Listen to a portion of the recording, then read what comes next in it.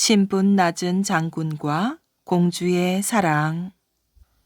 안학 공주는 고구려 제21대 문자왕의 딸이랍니다. 공주는 선녀가 하늘에서 내려온 듯 몹시 아름다웠어요. 그래서 공주의 얼굴을 보고 반하지 않는 남자가 없었답니다. 고구려에서 가장 무술이 뛰어난 사람은 을밀 장군이었지요. 어느 날 그는 궁궐에 들어왔다가 안학 공주를 처음 보았답니다. 을밀 장군은 공주의 얼굴을 보는 순간 넋을 빼앗기고 말았지요. 우리나라에 저렇게 아름다운 여인이 있었다니 눈이 부셔서 바라볼 수가 없구나. 을밀 장군은 안학 공주를 보자마자 상사병에 걸렸답니다. 그날부터 눈을 뜨나 감으나 보이는 것은 공주의 아리따운 모습이었지요. 다행히 을밀 장군은 궁궐을 드나들면서 안학 공주를 자주 만날 수 있었어요. 공주가 무술을 좋아하여 장군에게 직접 무술을 지도받게 되었기 때문이지요. 안학 공주도 을밀 장군의 늠름한 모습에 반했답니다. 그래서 두 사람은 얼마 지나지 않아 서로 사랑하는 사이가 되었지요. 을밀 장군은 안학 공주를 아내로 맞이하고 싶었어요. 하지만 을밀 장군은 평민 출신이었기 때문에 공주와 결혼할 수가 없었답니다. 오빠, 나 좀 도와줘요. 나는 을밀 장군을 사랑해요. 그와 결혼할 수 있게 아바마마를 설득해 주세요. 안학 공주는 오빠인 흥한태자에게 이렇게 청하였어요. 그러나 흥한태자는 고개를 저었답니다. 네가 아무리 을밀 장군을 사랑해도 결혼만은 절대 안 된다. 을밀 장군은 신분이 낮아서 너와 결혼할 수가 없어. 이제 그만 그를 잊어버리고 헤어져라. 안 돼요. 나는 절대로 그를 포기할 수가 없어요. 어느 날 문자왕이 흥한태자를 불렀답니다. 태자야, 너에게 중요한 임무를 맡기겠다. 우리 고구려와 국경을 맞대고 있는 백제의 정세를 살펴보고 오너라. 특히 국경지대를 자세히 둘러보아야 한다. 예, 잘 알겠습니다. 흥한태자는 태자 옷을 벗고 장사꾼의 옷으로 갈아입었어요. 그리고 고구려의 국경을 넘어 백제 땅인 계백현에 숨어들었답니다. 어느 날 태자는 국경지대의 군사시설을 몰래 살피다가 백제군에게 들켜버리고 말았지요. 넌 누구냐? 하는 짓이 수상하구나. 백제군 병사들이 체포하려고 하자 흥한태자는 그들을 밀쳐버리고 불이 나게 달아났어요. 백제군 병사들은 흥한태자의 뒤를 쫓기 시작하였지요. 흥한태자는 급히 달아나다가 어느 민가의 담을 넘어 들어갔답니다. 마당에는 어여쁜 여인이 서 있었어요. 낭자, 쫓기는 몸이요. 나를 좀 숨겨주시오. 흥한태자는 젊은 여인에게 자신을 숨겨달라고 부탁하였어요. 여인은 흥한태자를 창고 속에 숨겨주었답니다. 그리하여 태자는 위기를 넘길 수 있었지요. 그제야 흥한태자는 젊은 여인에게 자신의 신분을 밝혔답니다. 나는 고구려에서 온 흥한태자요. 오늘 낭자께서 베풀어준 은혜는 평생 잊지 않겠소. 여인은 백제에서 가장 아름답다고 소문난 한주 낭자였답니다. 흥한태자는 그녀가 마음에 들어 그 뒤에도 계속 그녀를 만나러 왔답니다. 그러다가 두 사람은 금세 가까워졌고 장래를 약속하는 사이가 되었지요. 흥한태자는 고구려로 돌아갈 때가 되자 한주 낭자에게 말하였어요. 다시 돌아올 테니 그때까지 나를 기다려 주시오. 예, 태자님. 다시 만날 날을 손꼽아 기다릴게요. 흥한 태자는 한주 낭자와 아쉬운 작별을 하고 고구려로 돌아갔어요.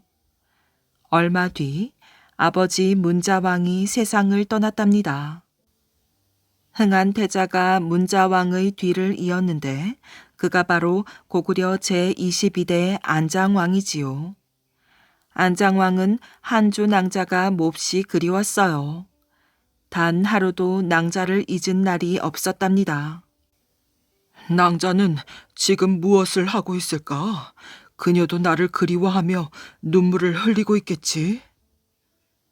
그러던 어느 날이었어요. 안장왕은 한주 낭자에 대한 소식을 들었답니다. 뭐라고? 한주 낭자가 감옥에 갇혔다고? 개백현의 태수가 낭자를 자기 여자로 만들려고 하는데 낭자가 말을 듣지 않자 감옥에 가두었단 말이지. 안장왕은 한주 낭자를 그대로 둘 수가 없었어요. 하루빨리 구해주어야 했답니다. 그래서 안장왕은 신하들을 불러 말하였어요. 백제 개백현에는 나와 장례를 약속한 한주 낭자가 있다. 낭자가 지금 감옥에 갇혀 있다고 한다.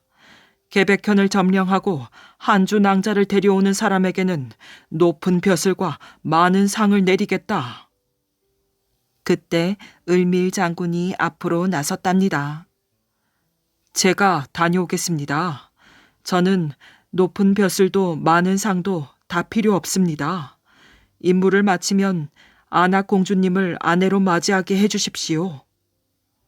안장왕은 고개를 끄덕였어요. 좋다. 내 약속하마. 반드시 한주 낭자를 구해 고구려로 데리고 오너라. 안장왕이 승낙하자 을밀 장군은 군대를 이끌고 백제 개백현으로 쳐들어갔어요. 때마침 개백현 관아 마당에서는 한주 낭자의 처형이 준비되어 있었답니다. 한주 낭자가 끝까지 태수의 청을 거절하자 태수는 한주 낭자의 목을 베라고 명령한 것이지요. 집행관이 마당에 꿇어앉은 한주 낭자의 목을 베려는 순간 을밀 장군이 나타나 큰 소리로 외쳤답니다. 멈춰라! 을밀 장군은 고구려군 병사들과 함께 개백현 군졸들을 물리치고 한주 낭자를 구해내었어요. 그리하여 을밀 장군은 안학 공주를 아내로 맞이할 수 있게 되었답니다. 은혜를 잊지 않은 사람들. 강원도 강릉 땅에 김신조라는 선비가 살고 있었답니다. 이 선비의 집안은 옛날에는 그 고장에서도 제법 잘 살던 집안이었어요. 그러나 부친이 세상을 떠난 후부터 갑자기 몰락하기 시작하여 그 즈음에는 하루하루 끼니 걱정이 끊이질 않았답니다. 그런 중에서도 그가 가장 마음이 괴로웠던 것은 홀로 계신 어머니를 제대로 봉양하지 못하는 것이었어요. 그러던 어느 날 모친이 무슨 문서 보따리를 한 뭉치 찾아가지고 아들에게 내주었지요. 김신조가 펼쳐보니 그것은 전날 자기 집에서 부리던 종들의 문서, 즉 종문서였어요. 종문서라는 것은 종이 된 사람들의 신분과 가족관계 따위를 자세히 적어서 주인이 가지고 있는 문서이지요. 따라서 이것이 있는 한 그 종은 물론이거니와 가족과 자손까지도 주인과의 관계를 끊지 못하고 충성을 바쳐야 되는 것이랍니다. 그리고 명목상으로 서로 인연이 끊겨 다른 곳에서 다른 일로 성공하더라도 이 문서가 있는 이상 떳떳이 행세할 수 없게 되어 있었어요. 김신조의 집안도 전에 잘 살았던 만큼 이러한 종들이 많았답니다. 그러다가 하나 둘씩 내보내고 스스로 나가고 해서 이제는 늙은 할멈 한 사람만 남아 있었지요. 김신조의 모친은 원래 착하고 인자한 성품이었어요. 그래서 종문서를 진작 태워버리려고 했지만 살림에 쪼들려 그럭저럭 지내왔던 것이었어요. 오늘 그 종문서를 꺼낸 김신조의 모친은 차마 못할 말처럼 아들에게 이렇게 말하였답니다. 이 사람들 대부분이 지금 전라도 나주 땅에서 농사를 크게 지으며 잘 산다고 한다. 우리가 아무리 몰락하였어도 옛날에 부리던 종한테 구차한 말은 하고 싶지가 않다. 그렇지만 그들도 앞으로 행세를 하려면 이 종문서를 제 손으로 없애야 되겠고, 또 그래서 우리에게 진정으로 무슨 도움을 준다면 그것도 아름다운 일이 아니겠느냐. 그러니 너는 이것을 가지고 한번 내려가 보아라. 하지만 아예 이쪽에서는 무엇을 바라는 눈치는 보이지 말거라. 모친의 말대로 나주에 내려간 김신조는 옛날 종들의 도움으로 돈 1,000냥을 부져받고 돌아왔어요. 그들은 주인의 처지와 자신들의 체면을 아울러 생각하고 뜻밖의 많은 돈을 거두어 주었던 것이랍니다. 김신조는 돈 포대를 실은 나귀를 끌고 충청도 공주 금강 나루터에 다다랐어요. 마침 날이 저물어 저쪽에 메어둔 배를 부르려 할 때였지요. 무심코 강 위쪽을 바라보려니까 사람 그림자 셋이 눈에 띄었답니다. 그들은 울음 섞인 아우성을 치면서 얽혔다 흩어지고 흩어졌다가는 다시 얽히고 하는 것이었어요. 해괴한 일도 다 있구나. 김신조는 달빛을 빌려 자세히 살펴보았지요. 그 사람들은 늙은 내외와 젊은 아낙네였어요. 그런데 괴상하게도 그 중의 하나가 강물에 풍덩 들어가면 두 사람이 기겁을 하고 쫓아 들어와 기슬게 끌어내고서는 또 다른 하나가 강에 뛰어들곤 하는 것이었지요. 이렇게 번갈아 붙잡아내고 뿌리치며 뛰어들기를 수도 없이 되풀이하였답니다. 그럴 때마다 한 번씩 얼싸안고 슬프게 울었지요. 김신조는 더 참을 수가 없어 냉큼 뛰어가 뜯어 말려놓고는 잠깐 참으시오. 대체 왜들 이러는 거요? 하고 물었답니다. 그러자 그 중에 노인이 김신조의 물음에 대답을 하였어요. 내 외아들이 관가의 돈을 1,000냥이나 축내어 갚지 못하고 붙잡혀가서 내일까지 그 돈이 장만되지 않으면 큰 벌을 당하게 되었다오. 그래, 아들놈이 모진 매를 맞는 꼴을 볼 수 없어 물에 빠져 죽으려는데 늙은 아내와 며느리가 저마다 대신 죽는다고 이렇게 법석을 피우지 않겠소.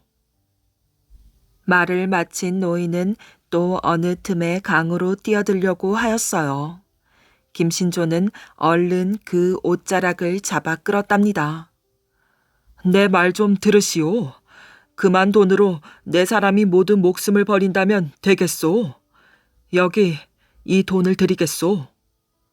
예? 뭐라고요? 노인네 식구들은 모두 꿈인가 싶어 입을 쩍 벌렸답니다. 그동안 김신조는 돈 포대를 내려놓기가 바쁘게 돌아가 버렸어요. 그제야 노인들이 정신을 번쩍 차리며 쫓아갔지요. 여보시오, 잠깐만 기다리십시오. 대체 어디 사는 누구시오? 김신조는 뒤도 돌아보지 않고 강원도 사는 사람이라고만 알아두시오. 하면서 나귀를 몰고 불이 나게 가버렸어요. 이렇게 김신조는 빈손으로 돌아와 금강나루에서 생긴 일을 모친한테 솔직히 고하였지요. 이야기를 다 듣고 난 모친은 조금도 노하지 않고 과연 내 아들이다. 참 잘하였구나. 하면서 등이라도 토닥여주고 싶다는 듯이 말하였어요. 그 모친은 여전히 가난에 쪼들렸지요. 그러나 편안히 살다가 나이 85세에 잠들듯이 세상을 떠났답니다. 이때 김신조에게 다급한 일이 생겼어요. 무엇보다도 모친을 장사 지낼 산소 자리가 없었어요. 대를 물려 내려오는 산도 남은 것이 없고 남의 산을 사자니 돈이 부족하였지요. 그렇다고 아무데나 모친을 모실 수는 없다. 생각다 못한 김신조는 가깝고 먼 곳을 가리지 않고 산소 자리를 얻으러 다녔답니다. 행여 마음에 드는 좋은 곳을 값싸게 살 수 있을까 해서였지요. 그런 어느 날 강릉 남쪽에서 보기 드물게 훌륭한 산소 자리를 발견하였어요. 김신조는 그 산 임자가 있는 바로 옆의 큰 마을을 찾아갔지요. 울창한 소나무 숲을 등지고서 양지 바르게 자리 잡은 큰 기와집이 보였답니다. 그 앞과 좌우에 질비한 초가집들도 모두 아담했어요. 기와집은 어느 부자의 집이요. 둘레의 초가집들은 그 하인의 집들임이 분명해 보였지요. 이토록 잘 사는 집이라면 산소 자리쯤 떼어주겠지. 하고 생각하면서 김신조는 집주인을 찾았답니다. 그 집 젊은 주인은 초면인데도 불구하고 김신조를 사랑방에 정중히 맞아들였어요. 그뿐 아니라 어디 사시는 분인지 모르지만 마침 때가 되었으니 식사나 하고 가십시오. 하고 이내 푸짐한 음식상을 차려내왔어요. 바로 이럴 때였지요. 사랑방 안쪽 미닫이 문이 갑자기 열리면서 한 젊은 아낙네가 조용히 들어오더니 한쪽 옆에 엎드려 머리를 숙인 채 말을 못하고 흐느껴 울었답니다. 김신조는 깜짝 놀랐어요. 처음부터 음식까지 대접하는 일이 우선 어리둥절할 만큼 수상했는데 이제 또 그 집 여자 주인이 나와서 울기 시작하는 것이었어요. 김신조는 얼른 밖으로 몸을 피하려고 일어섰지요. 그동안 젊은 주인도 눈이 휘둥그레져 자기 아내부터 흔들었답니다. 여보, 어떻게 된 일이요? 혹시 이분이 바로... 아낙네는 남편의 말을 가로막듯이 하며 머리를 쳐들었어요. 눈물에 젖은 얼굴인데 거기에는 오히려 말할 수 없는 반가움과 고마움이 듬뿍 담겨 있었지요. 예, 바로 이 어른이십니다. 금강에서 우리를 구해주신 어른이십니다. 날마다 밤마다 향 피우고 하늘에 빌었더니 이렇게 오늘에서야 만나 뵐 줄이야. 아낙네는 또 한 번 말을 잇지 못하고 반가움에 눈물을 흘렸답니다. 그제야 김신조는 아주 잊었던 옛날 일이 머리에 떠올랐어요. 그러나 그보다 앞서 젊은 주인의 손이 김신조의 옷소매를 붙잡고 있었지요. 손님이 바로 우리 은인이시었군요. 자, 절부터 받으십시오. 젊은 주인은 자기 아내를 일으켜 세우고 김신조를 아랫목에 앉게 하였어요. 그리고 김신조가 미처 맞절을 할 겨를도 없이 큰 절을 쌍으로 했답니다. 김신조는 그들이 지내온 이야기를 처음으로 듣게 되었어요. 저희는 관가에서 풀려 나온 후 농사일을 열심히 하여 10년 만에 큰 돈을 모으게 되었습니다. 그렇지만 어떻게 해서든지 은혜를 갚고자 하여 강원도에 사신다는 말만 믿고 여기 와서 널리 수소문했지만 성함을 알 도리가 없어 정말 초조하게 지냈습니다. 그래서 집에 손이 오시면 누구를 막론하고 정중히 대접하면서 안식구를 시켜 문틈으로 엿보게 했는데 오늘에서야 저희의 뜻이 이뤄졌습니다. 그러나 김신조는 보답을 바라기보다 당장 급한 산소자리 이야기를 해야 했어요. 실은 나도 그간 무사히 지냈으나 모친을 모실 산소자리 때문에 우연히 찾아왔소. 방금 오다가 본 그 산을 한 구석 싸게 떼어줄 수 없겠소? 원, 별 말씀을 하십니다. 어찌 산소뿐이겠습니까? 이 동네, 이 근처 논밭이 사실은 모두 은인께 드리고자 하여 마련된 것입니다. 그래서 부모님은 고향에 남게 하고 저희 내외만이 와 있었습니다. 자, 여기 문서까지 다 되어 있습니다. 은인께서 성함만 써 넣으시면 되도록 이렇게 비워둔 것입니다. 젊은 주인은 벽장에서 두툼한 문서 뭉치를 꺼내 놓았어요. 김신조는 그러나 그 호의를 냉큼 받으려 들지 않았지요. 정 그렇다면 우선 산소 자리나 쓰게 하고 그래도 마음이 덜 풀린다면 그 당시 빌려준 1,000냥 정도나 갚아주시오. 그대들의 뜻은 물론 고맙고 갸륵하나 애초 내가 한 뜻이 그것은 아니었고 돌아가신 모친께서도 내가 한 일을 기뻐하셨으니 부디 더는 보답하겠다는 생각은 말아주오. 젊은 주인은 무엇을 생각했는지 듣고 보니 옳으신 말씀이십니다. 이르신 대로 하겠지만 단지 이번 장례식은 저희가 지성껏 치르게 허락해 주십시오. 하고 말하였어요. 물론 장례 비용을 모두 내겠다는 뜻이지요. 김신조는 이것마저 사양할 수는 없었답니다.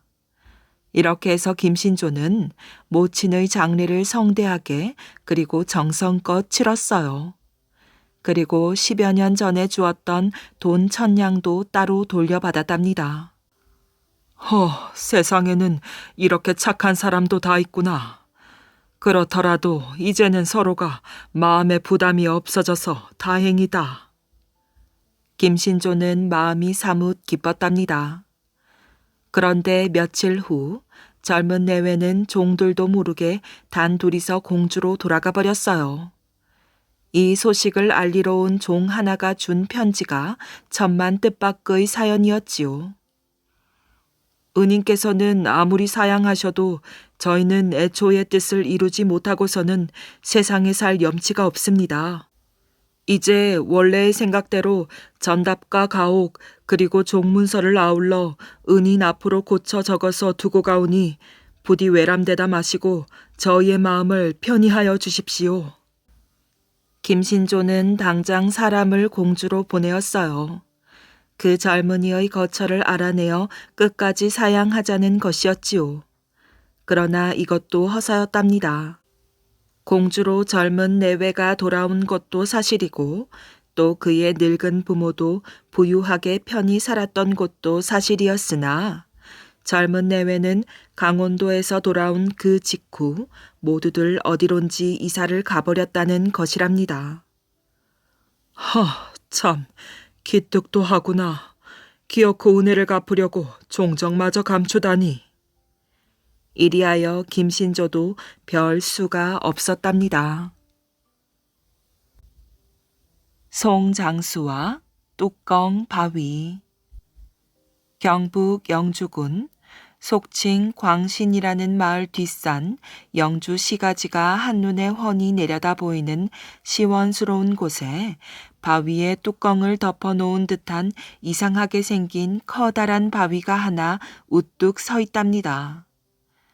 조선 초기에 이 마을에 송석이라는 바보 같은 아이가 하나 있었지요. 이 아이는 10리나 떨어진 영주 문정리 한천이라는 서당으로 글 공부를 하러 다녔답니다. 그런데 이 송석은 너무나 바보 같아서 서당에서 같이 공부하는 동무들의 놀림감이 되어서 따돌림과 문매까지 맞았답니다. 이를 한탄한 송석은 어느 날 글 공부를 포기하고 서당에서 멀리 떨어진 연못 둑에서 낮잠을 잤답니다. 그런데 꿈에 어떤 노승이 나타나 이 못에 있는 잉어를 잡아먹으면 힘이 솟아나느니라 하는 말에 정신이 번쩍 들어 연못 속을 들여다보니 과연 잉어가 있었답니다. 이에 이 잉어를 잡아먹고 나니 힘이 솟아났지요. 그리고 서당에 돌아오니 여러 글동무들이 서당 마당에 있는 대추나무에 올라가 대추를 따먹고 대추씨를 던지며 이 바보야, 어디 갔다 이제 온 것이야? 하면서 놀려대는 바람에 송석은 화가 나서 당장에 대추나무를 뽑아버렸답니다. 그 후부터 송석의 힘은 세상에 알려져 송장수로 불리워졌답니다. 어느 날 송장수는 문정리 앞을 흐르는 남원천이 장마로 물이 많이 불어 상여가 건너지 못하는 것을 보고 상주와 상여꾼을 태워 두 손으로 성큼 들어 건네주었어요. 그로부터 송장수의 힘이 조정에까지 알려지자 일부 간신들은 자기들의 자리를 지키기 위해 송장수를 모함하고 집안에서는 화를 면하기 위해 그를 죽이려고 애를 썼답니다. 그러던 어느 날 송장수는 어머니께 농담 삼아 아무리 나를 죽이려 해도 나는 죽지 않습니다. 하지만 나를 죽일 수 있는 딱 한 가지 방법이 있지요. 바로 내 겨드랑이 밑에 있는 잉어 비늘을 떼면 나는 곧바로 죽습니다. 라고 말하였어요. 간신들의 모함에 빠진 송장수의 어머니는 어느 날 아들이 잠자고 있는 동안 겨드랑이 밑에 있는 잉어 비늘을 떼었더니 송장수는 괴성을 지르며 곧 죽어버렸어요. 그가 죽은 날로부터 며칠 후 문정리 모뚝에서 송장수를 태우고 하늘로 올라가려던 용마가 등에다 송장수가 입었던 갑옷을 싣고 모뚝을 빙빙 돌면서 울다가 끝내는 갑옷을 이 뚜껑 바위에 넣고 뚜껑을 닫은 후 어디론가 사라져 버렸답니다. 그 후부터 광신에는 이 뚜껑 바위 속에 송장수의 갑옷이 들어있다고 지금도 전해 내려오고 있답니다. 이 마을 사람들의 말을 빌어보면 날씨가 맑은 날이라도 뚜껑 바위를 해칠 마음으로 뒷산에 올라가면 당장에 번개와 천둥이 치고 소낙비가 내린다고 하며 마을 사람들 모두는 이 바위를 보호하여 지금도 고사를 지내고 있다고 한답니다. 바위로 태어난 포수들. 금강산에 포수가 한 사람 살았답니다. 포수가 쏜 총 한 방에 날아가는 새도 떨어졌지요. 어느 날 포수는 사람들이 하는 말을 듣고 귀가 솔깃해졌어요. 백두산에 사슴이 많다면서요? 그게 언제부터 난 소문인데 자네는 이제야 알았나? 집으로 돌아온 포수는 오랫동안 생각에 잠겼어요. 백두산은 사슴들이 많다고 하니 그곳으로 옮겨서 사냥을 해야겠군. 다음날 포수는 아내와 아들 복철이를 데리고 백두산으로 갔답니다. 냇물이 흐르는 양지 바른 언덕에 작은 오두막을 지었어요. 이제 거의 다 된 것 같으니 난 시험 삼아 나가봐야겠구나. 아버지, 사슴을 꼭 잡아오세요. 포수는 가족들과 헤어져 숲속으로 들어갔어요. 열흘, 20날, 한 달, 두 달이 지나도록 사냥을 간 포수는 돌아오지 않았답니다. 복철이는 어머니와 함께 숲속을 매일 바라만 보았어요.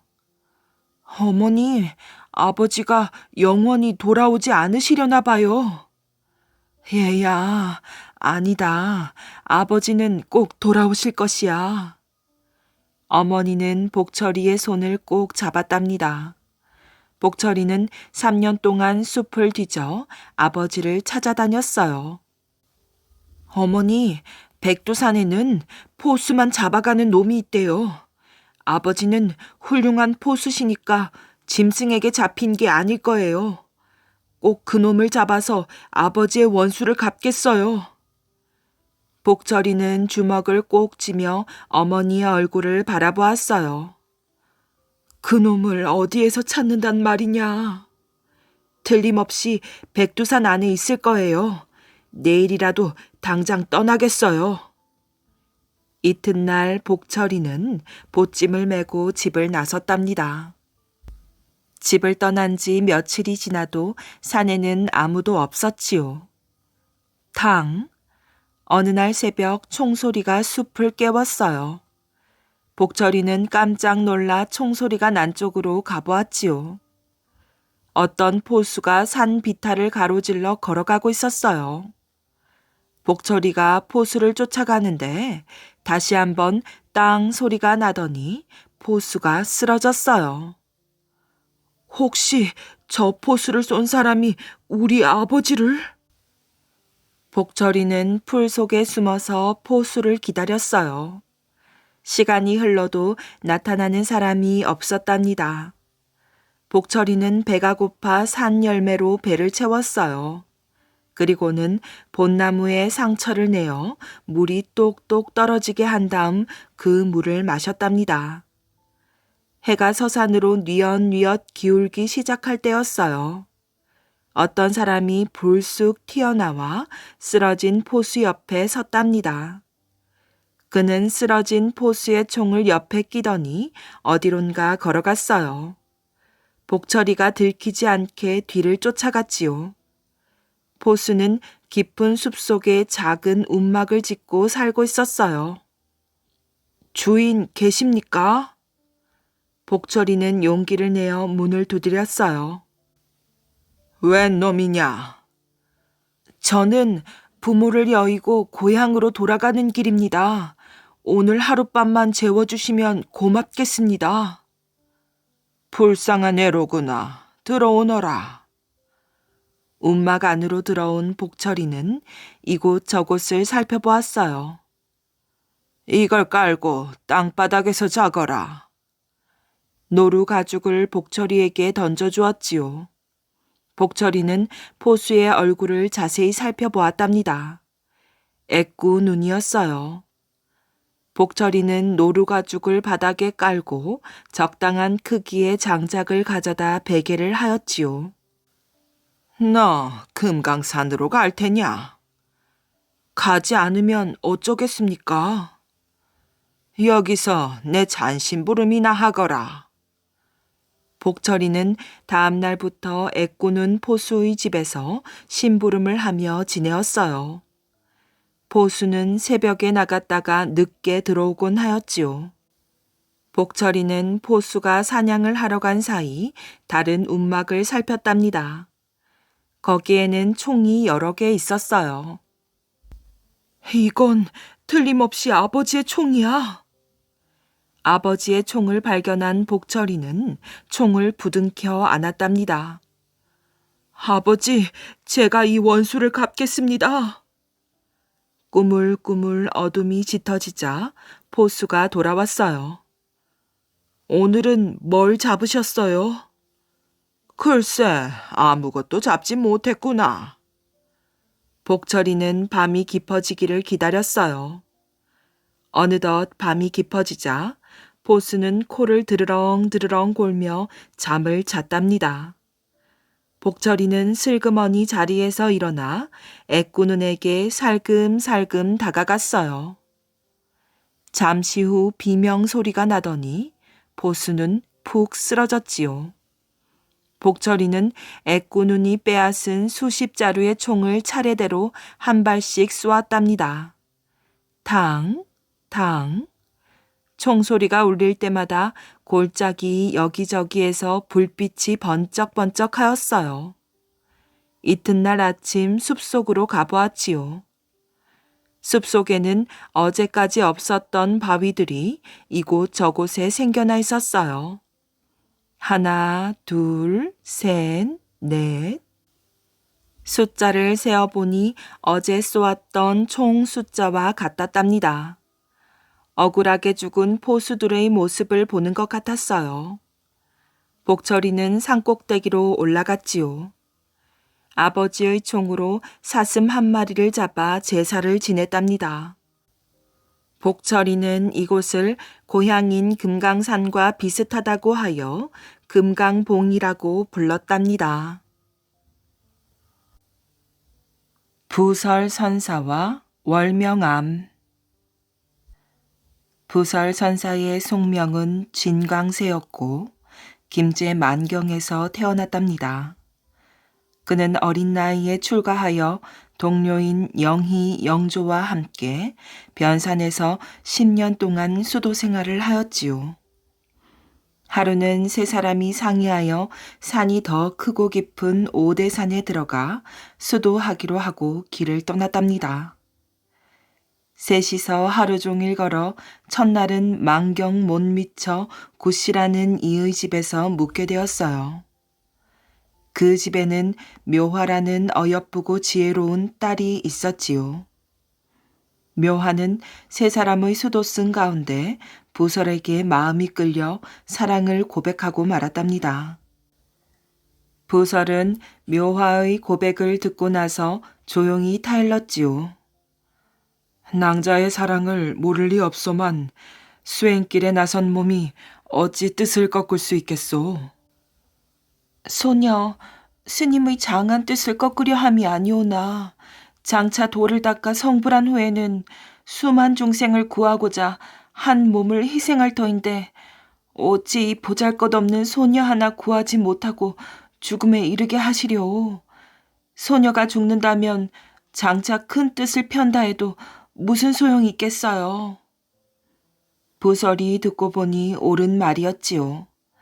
중생을 구하러 수도하러 가는데 당장 죽으려는 중생 하나 구하지 못하고 장차 어떻게 큰 일을 할 수 있겠는가. 부설은 묘화를 구하기로 하고 묘화와 결혼할 것을 결심하였어요. 두 친구는 부설이 애정의 노예가 되어 불도와는 인연을 끊은 것으로 알고 오대산으로 떠나버렸어요. 부설은 묘화와 결혼하여 아들, 딸, 남매를 두고 아내와 더불어 쉬지 않고 불도에 정진하였지요. 그들이 살고 있는 마을에는 하늘에서 언제나 눈이 내려도 쌓이지 않고 떠돌아다니므로 사람들이 마을 이름을 부설촌이라고 불렀고 그것이 곧 부설거사의 이름이 되었답니다. 오랜 세월이 흘렀지요. 오대산으로 수도하러 갔던 영조, 영희 두 친구가 부설을 찾아왔어요. 여보게, 우리는 수도를 마치고 돌아오는 길이네만 자네는 여자에게 빠져 이 지경이 되었으니 참 가엾은 일일세. 둘이서 부설을 위로하는 것이었어요. 묘화 부인이 옆에서 듣고 있다가 한 가지 의견을 내놓았지요. 그렇다면 제 남편과 두 분 스님 가운데 네 수도가 더 훌륭한지 한번 시험해 보기로 해요. 좋소, 얼마든지 시험해 보시오. 두 스님은 자신 있게 말했답니다. 묘화 부인은 병 3개에 물을 가득 담아 벽에 걸어놓고 각자 방망이로 병을 쳐보라고 하였지요. 영조, 영희 스님이 방망이로 병을 치자 금방 깨지고 물이 쏟아져 버렸어요. 그런데 부설이 방망이로 병을 치자 병만 깨져서 방바닥에 떨어지고 병 모양의 물은 그대로 매달려 있는 게 아니겠어요? 이것을 본 영조와 영희 스님은 자신들이 부설을 비웃은 것이 부끄러워 아무 말도 못하고 자취를 감추어 버렸답니다. 부설 부부는 두 남매를 데리고 변산으로 들어가 쌍선봉 밑에 부설함을 짓고 낙조대 근처에는 묘화 부인을 위한 묘저감을 세웠으며 딸 월명각시를 위해서는 지금의 월명암 자리에 월명암을, 아들 등운을 위해서는 월명암 뒤에 등운사를 세우고 각자 평생을 불도를 닦으며 살았다고 합니다. 막걸리를 모주라고 부르게 된 이야기. 조선 제15대 임금 광해군 때의 일이랍니다. 지금의 제주도 북제주군 한경면 신창리 마을 어귀에 자그만 술집이 문을 열었지요. 이 술집 주인인 주모는 50세쯤 되어 보이는 중년 여인이었어요. 기품 있는 몸가짐에 학식이 있고 인심이 좋아 이 술집에는 많은 손님이 찾아들었지요. 고기잡이를 하는 섬 사람들뿐 아니라 멀리 육지에서도 소문을 듣고 찾아왔답니다. 마을 사람들은 모두 주모를 존경하여 어머니처럼 믿고 따랐지요. 마을에 어려운 일이 생기면 발벗고 나서서 도와주고 마을 사람들과 기쁨과 슬픔을 함께 하기 때문이었어요. 그러나 주모에 대해서는 알려진 것이 전혀 없었답니다. 과거에 무슨 일을 했고 고향은 어디인지 심지어 이름조차 아는 사람이 없었지요.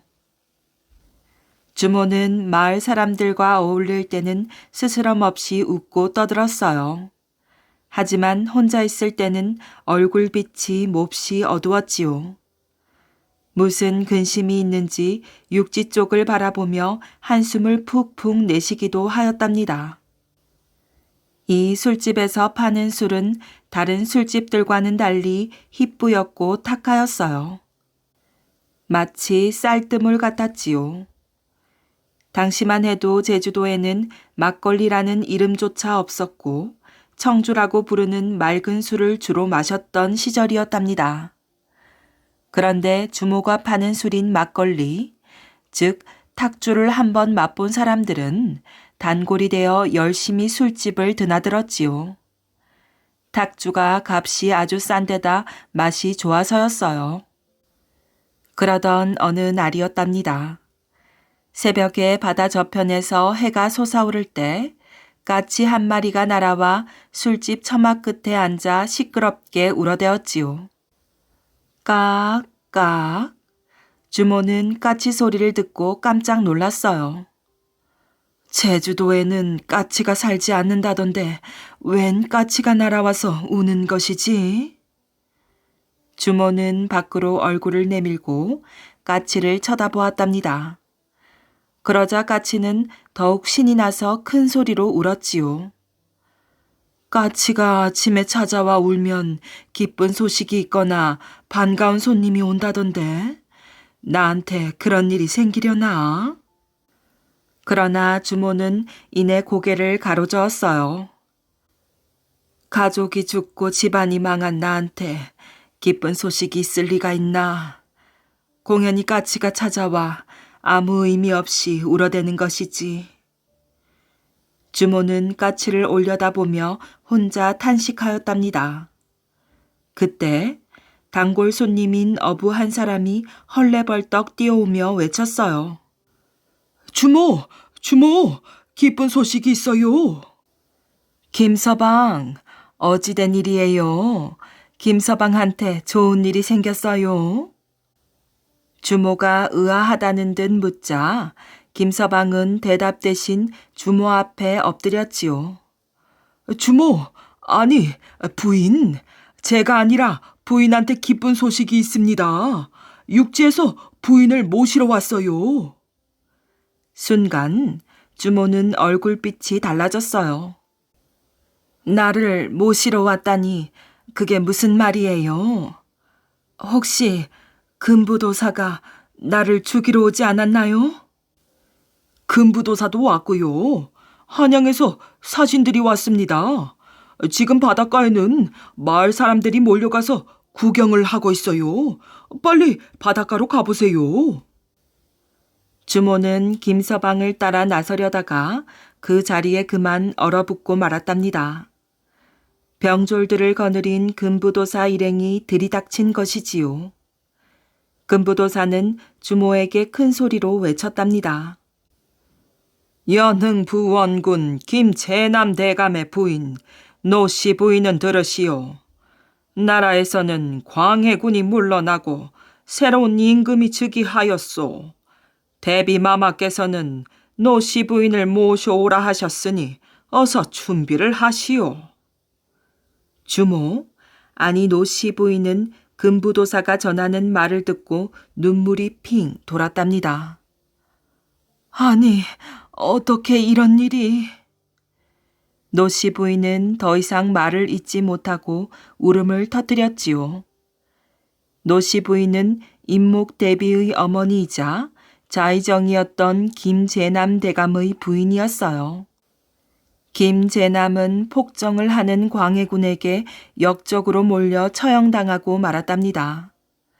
일가 친척들도 사형을 당했고 여자들은 노비 신분으로 떨어졌지요.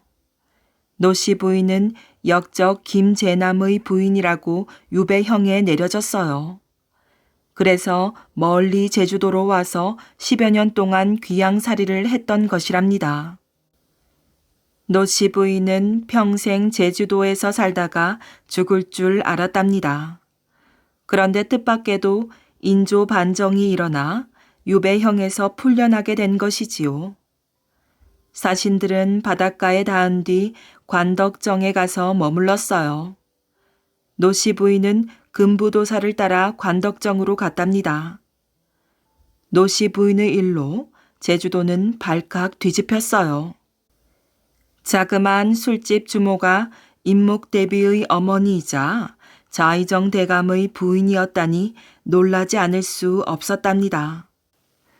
마을 사람들은 술집 처막 끝에 앉아 우는 까치를 보고 수군거렸어요. 저게 무슨 새지? 처음 보는 새네. 그 녀석 참 잘생겼다. 씩씩하게 잘 울고. 우리 제주도에서는 살지 않는 새인 것 같아요. 저 새가 어떻게 여기까지 날아왔지? 혹시 한양에서 온 사신 일행에 묻혀오지 않았을까? 그럴 수도 있겠는걸. 뱃사공한테 가서 물어보자고. 마을 사람들은 바닷가로 몰려가서 사신 일행을 태워온 뱃사공을 만났답니다. 이봐요, 말 좀 물읍시다. 혹시 머리와 등이 시꺼멓고 깍깍 시끄럽게 우는 새를 배에 태워오지 않았소? 아, 까치요. 해남에서 배를 출발시킬 때 어디선가 날아와 돛대비에 앉았지요. 줄곧 배 안에 있다가 배가 이 제주도에 도착하기 직전 섬 쪽으로 날아가 버렸습니다. 뱃사공이 신나게 이야기할 때 사신 한 사람이 다가왔어요. 이 사신은 뱃사공의 말을 듣고는 이렇게 끼어들었지요. 까치는 보통 새가 아니라 하늘의 명을 받드는 영물이라 합디다. 기쁜 소식을 우리보다 먼저 전하려고 멀고 먼 해남에서 이곳 제주까지 함께 배를 타고 왔다가 우리보다 앞서 노씨 부인에게 갔던 모양이요. 이튿날 노씨 부인은 사신 일행과 함께 배를 타고 제주도를 떠나게 되었어요. 마을 사람들은 배가 보이지 않을 때까지 손을 흔들어 주었지요. 그 뒤 제주도 사람들은 노씨 부인을 모친, 즉 어머니처럼 존경하고 사모하는 마음에 그가 팔던 탁주를 모주라고 불렀답니다. 어머니 술이라는 뜻이지요. 한편 임목 대비의 어머니인 노씨 부인이 팔던 탁주를 대비의 어머니가 만든 술이라고 처음엔 대비 모주라고 부르다가 그냥 모주라 불렀다는 이야기도 있답니다. 지금도 제주도에서는 탁주인 막걸리를 모주라고 부른답니다. 절구통 재판. 이 마을 저 마을 장이 서는 곳을 찾아다니며 옷감을 파는 보따리 장수가 있었답니다. 어느 날 보따리 장수가 경기도 안성장으로 가다가 허기가 져서 길 옆 주막으로 들어갔지요. 마침 주인이 마당에서 일을 하고 있기에 보따리를 절구 위에다 벗어놓고 방에 들어가 밥을 먹고 나왔어요. 그런데 나와 보니 보따리가 온데간데 없었지요. 보따리 장수는 허둥지둥 주변을 두리번거리며 보따리를 찾다가 주인에게 말하였답니다. 여보시오, 당신이 마당에 있기에 안심을 하고 보따리를 절구통 위에다 놓고 방에 들어가 밥을 먹고 나왔는데 이게 어쩐 일이오? 나보고 언제 보따리를 봐달라고 했소이까? 나는 아무 소리도 않길래 살피지를 않았는데. 그게 무슨 말이오? 주인이 마당에 있으면서 자기 집 손님 짐도 보아주지 않다니 어서 보따리를 내놓으시오. 아니, 이 양반이 밥을 한 그릇 사 먹었으면 먹었지. 보따리는 웬 보따리야? 두 사람은 옥신각신 싸움 끝에 원님에게까지 가게 되었어요. 원님이 주막 주인에게 물었답니다. 너는 여기 이 사람에게 밥을 판 일이 있느냐? 예, 있습니다요. 그러면 이 사람이 너희 집에 밥을 사 먹으러 들어가면서 쥐고 있던 보따리를 절구통 위에 벗어놓는 것을 보지 못하였느냐? 예, 보지를 못했습니다. 못 보았단 말이지. 그렇다면 그 절구통이 도적질을 하였구나. 네가 못 봤으니 못 보았다고 하는 것이겠지. 그러나 저러나 그 절구통을 너희 집에 그냥 두면 절구통이 늘 행인들의 보따리를 도적질할 것이 아니냐. 그렇게 되면 내게로 와서 보따리를 찾아달라고 할 것이니 너도 귀찮고 나도 귀찮은 일이로다. 그러니 그 절구통에게 벌을 주어야겠다.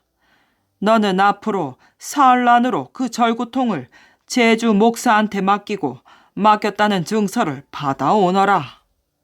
하고는 주막집 주인을 집으로 보내었어요. 그리고는 보따리를 잃은 사람에게 넌지시 말하였답니다. 만약 주막집 주인이 보따리를 돈으로 쳐준다고 하더라도 절대로 돈으로 받지 말거라. 그러면 잃어버린 너의 보따리를 찾을 수가 없을 것이다. 보따리를 잃은 사람은 사또가 시키는 대로 하였지요. 보따리를 잃은 사람이 주막 근처에 나타나자 주막 주인은 아주 반기며 그를 주막으로 끌고 가 점심도 저녁도 아주 잘 대접하였어요. 그리고는 날이 저물자 비단 이부자리를 내놓으며 돈 걱정을 하지 말고 편히 묵으라고 하였지요. 보따리 장수는 이렇게 이틀 밤을 잘 지내었답니다. 내일이면 사또가 주막 주인에게 제주 목사의 증서를 받아오라고 한 날이지요. 주막 주인은 몸이 달았어요. 천리도 넘는 제주를, 그것도 절구통을 지고 언제 다녀온단 말이에요. 여보시오, 내 값을 후하게 쳐드릴 테니 보따리 대신 이 돈을 받아가시오. 주막 주인은 돈을 내놓으며 보따리 잃어버린 일은 없었던 것으로 하자고 사정하였지요. 그러나 보따리 장수는 아무리 돈을 많이 주어도 소용없고 꼭 그 보따리를 찾아야 한다고 하였답니다. 그러자 주막 주인은 자리에서 일어서며 혹시 우리 집 어린 놈들의 장난이 아닌가 애들에게 물어봐야겠구나 하고 혼잣말을 하며 안방으로 들어가더니 장사꾼이 잃어버렸던 바로 그 보따리를 가지고 나오는 것이었지요. 이렇게 하여 보따리 장수는 원님의 지혜로 보따리를 찾게 되었던 것이랍니다. 누나와 노루 동생. 옛날에 짐승 발자국에 고인 물을 먹으면 짐승이 되던 때가 있었답니다. 노루 발자국에 고인 물을 먹으면 노루가 되고 소 발자국에 고인 물을 먹으면 소가 되고 토끼 발자국에 고인 물을 먹으면 토끼가 되었지요. 옛날 가난한 오누이는 먹고 살기가 어려워 이 마을 저 마을을 떠돌아 다녔답니다. 그러다 하루는 산길을 가고 있는데 동생이 목이 마르다고 자꾸 칭얼거렸지요. 하지만 가뭄이 들어 어디를 찾아봐도 먹을 물이 없었어요. 동생은 너무 지쳐 쓰러지고 말았답니다. 누나가 놀라 이리저리 둘러보았더니 바로 앞에 있는 노루 발자국에 물이 조금 고여 있는 것이었어요. 누나는 얼른 노루 발자국에 고인 물을 동생에게 먹였지요. 그런데 그 순간 동생이 부르르 진저리를 치더니 눈 깜짝할 사이에 노루로 변하고 말았답니다. 아니, 이를 어째? 이를 어째? 누나는 노루가 된 동생을 붙잡고 엉엉 울음을 터뜨렸어요. 그때 마침 사냥을 나온 원님이 그 모습을 보았지요. 왜 노루를 붙들고 울고 있어? 누나가 울면서 사정을 말했더니 원님은 누나와 노루 동생을 함께 집으로 데리고 갔어요. 원님은 마음 착한 누나와 결혼을 하였지요. 그리고 노루 동생이 살 집도 잘 지어주었어요. 누나는 날마다 노루 동생을 씻겨주고 먹여주고 잘 돌봐주었답니다. 하루는 원님이 사냥을 떠나면서 누나에게 단단히 일렀어요. 내가 없는 동안 아무도 집안에 들여놓지 마시오. 그런데 원님이 떠나고 며칠이나 지났을까? 어떤 할머니가 대문을 막 두드리는 것이었어요. 이 불쌍한 늙은이한테 밥 한 술만 주시오. 누나는 대문을 꼭 닫은 채 말하였지요. 지금은 아무도 드릴 수 없으니 다음에 오셔요. 하지만 할머니는 밥 좀 달라며 계속 문을 두드렸어요. 누나는 할머니가 불쌍해 집 안으로 들어오게 하였지요. 누나는 할머니에게 맛있는 밥상을 차려 잘 대접해 주었어요. 할머니는 고기 반찬만 쏙쏙 집어먹더니 뒤뜰을 힐끔 보며 말하였지요. 이제 배도 부르니 연못 구경 좀 시켜주시오. 누나는 할머니를 데리고 연못으로 갔답니다. 그런데 연못가에 이르자마자 갑자기 할머니가 누나를 떠밀어서 연못 물에 풍덩 빠뜨려 버렸어요. 그런 다음 펄떡 3번 제주를 넘더니 할머니가 누나로 둔갑을 하는 것이었지요. 노루 동생은 깜짝 놀라 큰 소리로 울부짖고 눈물을 흘리며 마구 몸부림을 쳤답니다. 그때 마침 원님이 사냥에서 돌아왔지요. 노루 동생이 왜 저러는 거요? 원님이 묻자 가짜 누나는 시치미를 딱 떼고 말하였지요. 제정신이 아닌가 봅니다. 빨리 죽여버려요. 원님은 그 말에 눈이 휘둥그레졌어요. 아니, 그게 무슨 말이오? 그렇게도 아끼던 동생을. 제정신일 때나 동생이지. 저렇게 미쳤을 때는 빨리 죽여야 됩니다. 노루 동생은 울며 불며 몸부림을 치다가 마침내 노루집을 부수고 뛰쳐나왔어요. 노루 동생은 연못 앞으로 막 뛰어가더니 물속을 들여다보며 큰 소리로 울었지요. 원님이 보니 암만 해도 이상하거든요. 그래서 하인들에게 큰 소리로 말했답니다. 지금 당장 저 연못물을 퍼내거라. 연못물을 다 퍼내니 물 밑에 가라앉은 누나가 나타났답니다. 그런데 죽은 줄만 알았던 누나가 부스스 눈을 떴지요. 노루 동생은 너무 기뻐 소리를 질렀어요. 누나! 누나! 노루 동생 입에서 사람 말이 터져 나온 것이에요. 그 순간 노루 동생은 부르르 진저리를 치더니 눈 깜짝할 사이에 사람으로 되돌아왔지요. 오누이는 어찌나 기쁜지 부둥켜 안고 엉엉 울음을 터뜨렸답니다. 가짜 누나는 이걸 보고 재빨리 도망을 쳤어요. 그러자 원님이 얼른 화살로 탁 쏘아 죽였는데 가서 보니 사람이 아니라 여우였답니다. 천년 묵은 여우가 사람으로 둔갑해서 못된 짓을 했던 것이지요. 그 후로 오누이는 오순도순 행복하게 잘 살았답니다.